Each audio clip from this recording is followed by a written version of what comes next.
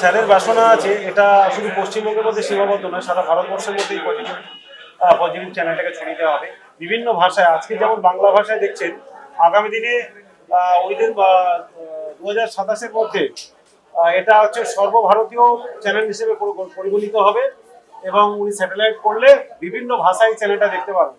সবচেয়ে plus point আজকে কি জানেন, এই অ্যাওয়ার্ডটা পাওয়ার পরে এই যে টিজে কেবলের মালিক এখানে এসে পরিষ্কারভাবে বলে গেলেন, শঙ্করদা আমি সামনের বছর থেকে কোনো পয়সা নেব না, আমি বিনা পয়সায় চ্যানেলটা চালাবো।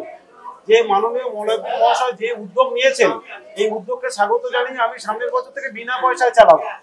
তো এই যে একটা বড়, ওখানে একটা বড় পাওনা পেয়ে গেলাম। তো আমরা চাইবো এই পজিটিভ চ্যানেলটা আগামী দিনে ফ্রি চ্যানেল হিসেবে পরিগণিত হোক, বাংলা তথা সারা ভারতবর্ষের ঘরে ঘরে এই চ্যানেলটা পৌঁছে যাক, এই আবেদন রাখছি এবং এটা সফল হবেই।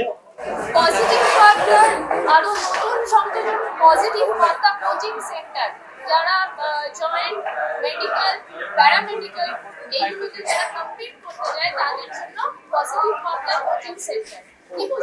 এটা খুব ভালো উদ্যোগ, অভিনব উদ্যোগ। কারণ সত্যি সত্যি এটা তো কোনো সময় আমি ভারতবর্ষে দেখি, পশ্চিমবঙ্গে দেখিনি যে এইরকম একটা হেলথ সেক্টরের এই নিয়ে যারা ডাক্তারি পড়বে তাদের কোচিং সেন্টার। এটা খুব ভালো চিন্তা উনি করেছেন এবং এই চিন্তা ভাবনাতে উনি বাস্তবায়িত করে আজ ডাক্তারবাবু বসে আছেন, উনি উদ্বোধন করলেন। তো খুব ভালো এটা, আগামী দিনে এটা খুব ফলপ্রসূ হবে এবং উনি বোলপুর থেকে শুরু করেছেন, আগামী সারা পশ্চিমবঙ্গে উনি কোচিং সেন্টার এটা করবেন।